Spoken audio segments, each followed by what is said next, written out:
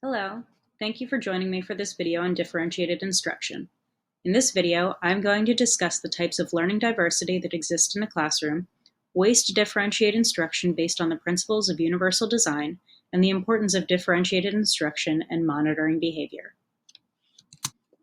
Teachers in differentiated classes use time flexibly, call upon a range of instructional strategies, and become partners with their students so that both what is learned and the learning environment are shaped to support the learner and the learning. This quote stood out to me as it highlights the importance of knowing what variations exist in a classroom and how to go about accommodating them. Everything in a differentiated classroom is designed to support the students and assist them in achieving their goals. This can also be expressed as removing any barriers to learning. Barriers can be any physical or developmental challenge that inhibits a student's academic success.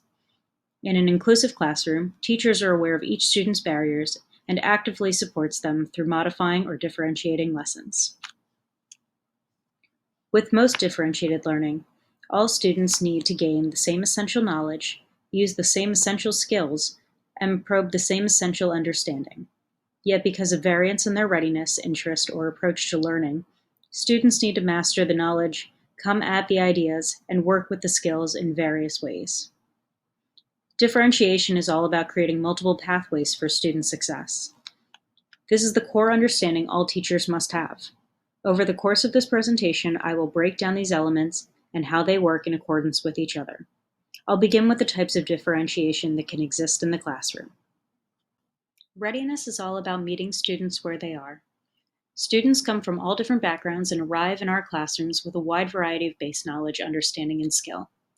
This doesn't mean that they can't all have the same goals. It just means that more time needs to be taken to ensure the foundation we are building on is level. While readiness is typically based on reading level or grade level, you can't entirely rely on it to predict how a student will perform. It's not as simple as an entrance test score. Readiness varies within each student based on project, topic, and previous experience. Determining a student's readiness for each lesson allows us to gauge what level of challenge is appropriate. The next idea to keep in mind is student interest. What subjects are they interested in? What holds their attention outside the classroom? You may be able to use this to structure lessons that will keep them engaged. One way to get a sense of the interests in your classroom is to give the students a survey, asking them to rate their interests on particular subjects and types of activities. The third idea is learning profile. Learning profile is basically a way to say how a student takes information in best. What are the strengths and weaknesses? Howard Gardner brought forth the idea of multiple intelligences, which is depicted in this chart. Some examples of these intelligences are visual, auditory, physical, and logical.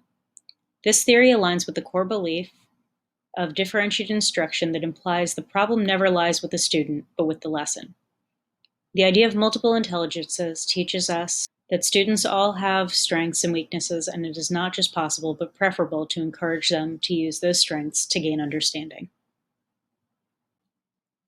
Once we understand the types of variation that can exist in a classroom, we are tasked with figuring out how to modify the curriculum to meet those needs. Educators use their knowledge of their students' readiness, interests, and learning profiles to present lessons by varying process, content, and product. Differentiation by content is when the goal of understanding specific skills, facts, or concepts are the same, but students reach it through different paths. These paths are often how the teacher chooses to present the information. An example would be if you want students to practice the skill of identifying plot points in a story, you can differentiate by providing students different books that meet their readiness and ability levels. Other ways to differentiate by content are through video, lectures, or presentations. Process is how students make sense of material.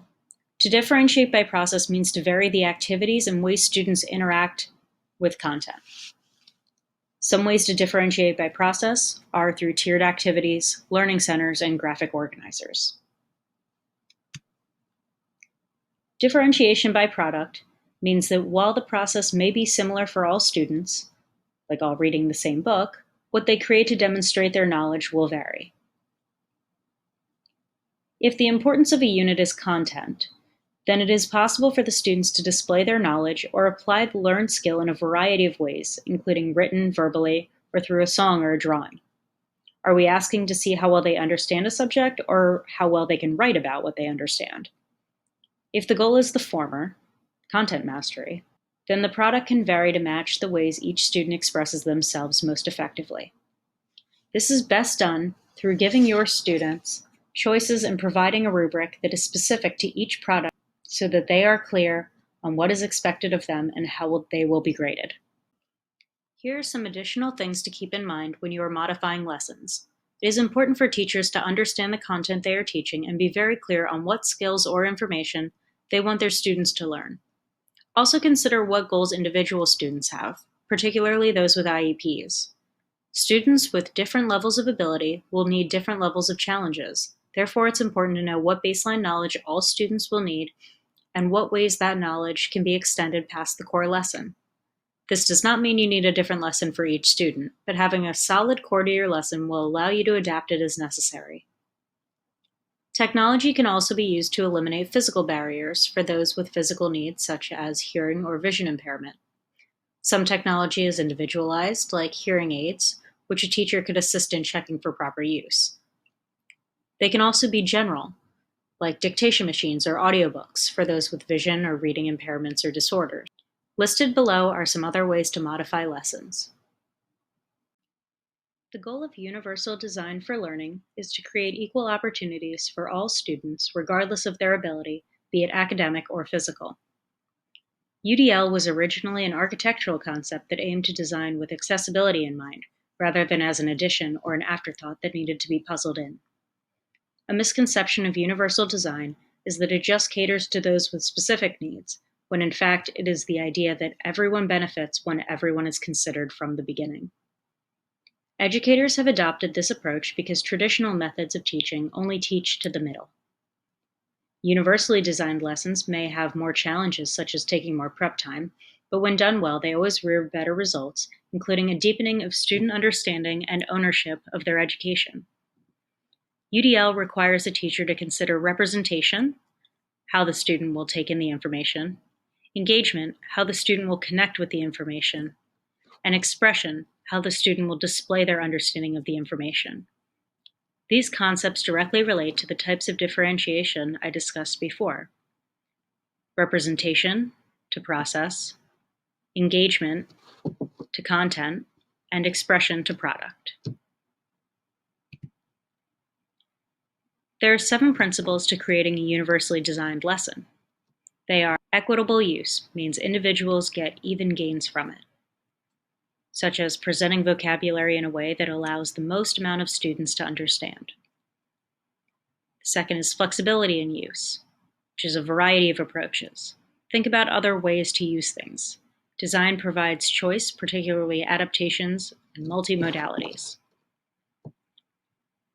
Simple and intuitive use, creating things that are self-explanatory and clear. In other words, easy pathways. Perceptible information, which is many ways to take in information, such as closed captioning on a video. Tolerance for error, opportunities to be correct, allow for do-overs. Low physical effort. Physical spaces shouldn't distract or impair learning. Sizes and space approach and use. These are physical needs. Is it maneuverable? Will it work for many different lessons or students? These are all very important things to consider when you're designing a UDL lesson. The importance of monitoring behavior and embedding social skills and how to collect data on it. Social skills are important to student success and individual well-being. When a child acts out, it is our responsibility as adults to recognize they are in a developmental period of their lives, and that bad behavior isn't always as simple as a pure desire for chaos. Every behavior tells us something about a student. For example, maybe they are trying to compensate or distract from an academic challenge. Maybe their home life is causing them stress, and this is the time they let out those frustrations. Children and adults are often products of their environment. Being inside the walls of a school doesn't switch them to learning robots. There are people who are trying to figure out themselves and the world, and school is meant to be a safe place for them to do just that. It is important to approach any behavioral issue or developmental concern with that in mind. Behavior monitoring is an important part of teaching. We do more than impart academic knowledge on impressionable minds. We are role models and helpers who try to engage with the student as a whole person. There are processes that help us monitor behavior and social skills, and methods to collect data on it as well. The steps to this process are: 1. Define the inappropriate behavior. 2. Collect, compare, and analyze the information. 3. Determine the reasons for behavior. 4. Develop a plan. And 5. Evaluate effectiveness. Some ways we can work with students on this is to have one-on-one meetings and use tools like behavior contracts, reward systems, and self-assessments. Thank you for joining me for this video. I hope it was helpful.